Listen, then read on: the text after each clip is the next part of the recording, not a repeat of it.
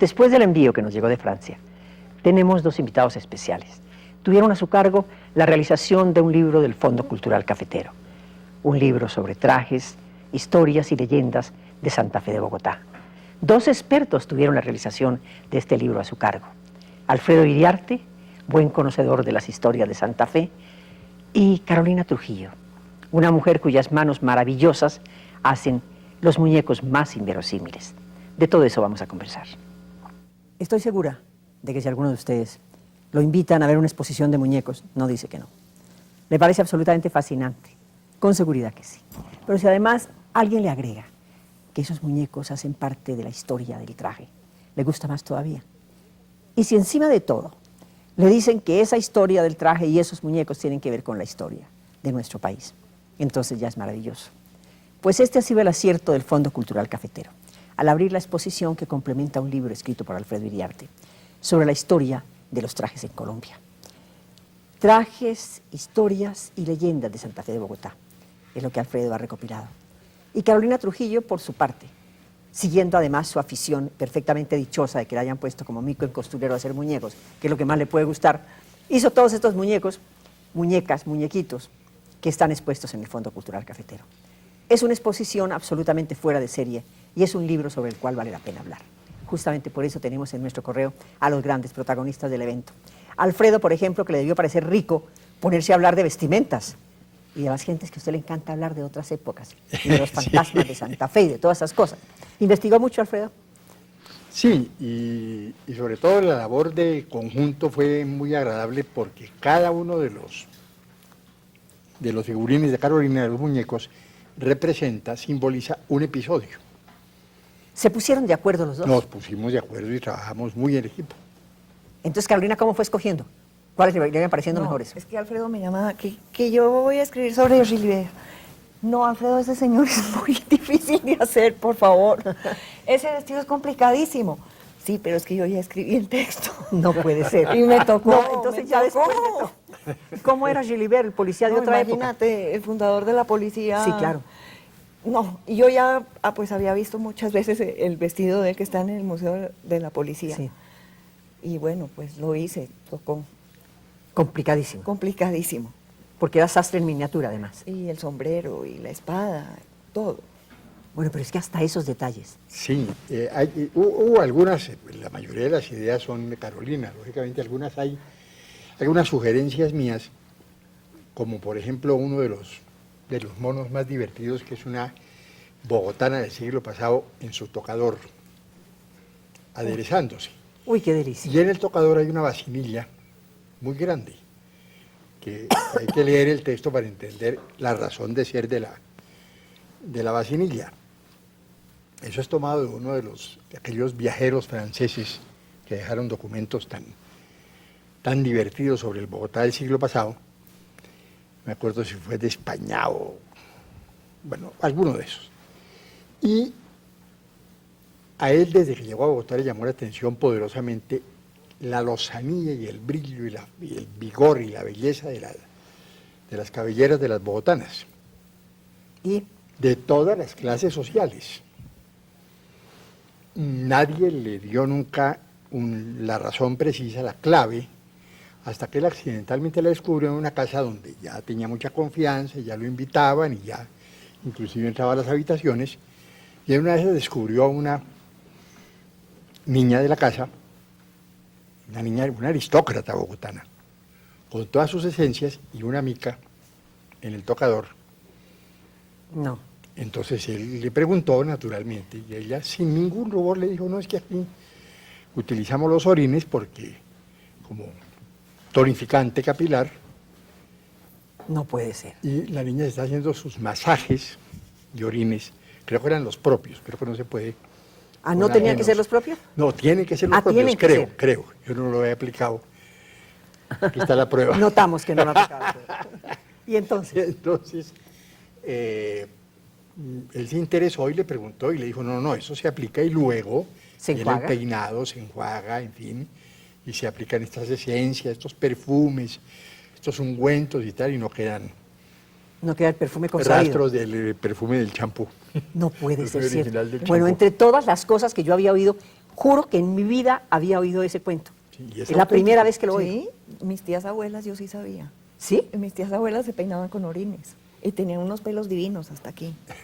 No Sí. puede ser verdad, Sí. Carolina.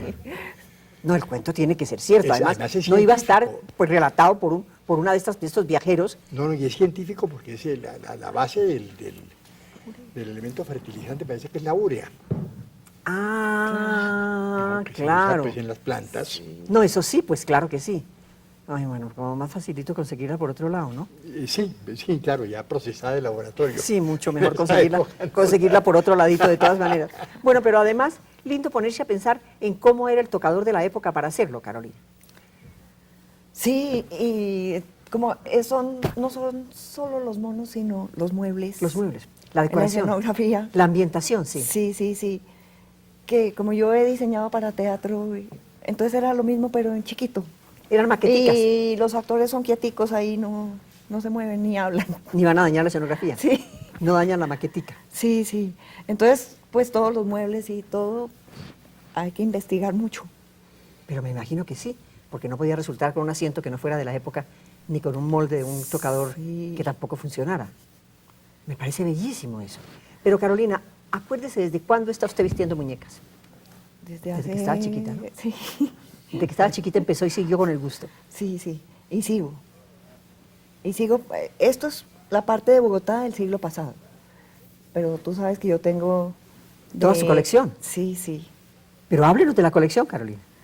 Pues ellos están quietos ahorita en mi casa, pero estoy trabajando otra vez con los muebles, la escenografía, los vestidos, sigo haciendo más figuras, para algún día ponerlos todos en un sitio para que la gente los pueda ver Todos juntos. y para que se pueda ver la evolución del traje y comparar con Colombia. Carolina, ¿cuántos años lleva usted trabajando en esto? Como unos 30, Por lo menos, ¿no? por lo menos. ¿Cuántas figuras y cuántos vestidos ha hecho ya? ¿Recuerda? He botado muchos, sobre todo. He botado unos 50 monos que he derretido. Pero tengo como unos 150. Que son ¿Las figuras las hacen que en cera? en barro. ¿En barro? Las tallo. Pero entonces es demorado hacer las manos, armarlos, después hacerles el pelo, los vestidos. Las expresiones. Muy difícil. Sí, dificilísimo. Alfredo, ¿usted qué cogió? ¿De reminiscencias para adelante o para atrás? Porque don Bueno. Cordobés no especifica mucho sobre vestimentas.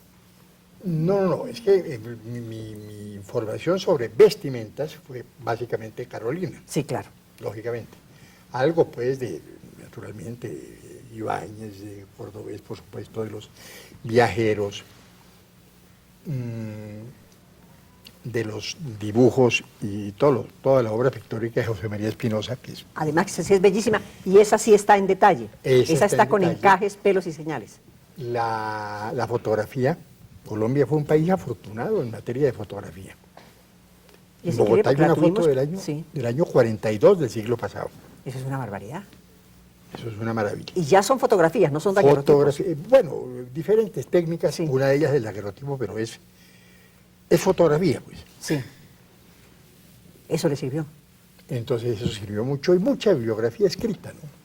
Usted es erudito en todas este tipo de investigaciones, pero hubo algo que lo sorprendió dentro de lo que encontró, aparte de lo del champú de las señoras. No, lo del champú de la señora yo lo conocía hacía mucho tiempo. Ah, no, parece que aquí la única que no estaba enterada de ese cuento era yo. Aquí, y yo creo que muchos de Por ustedes estar tampoco. usando champús más elaborados y más modernos.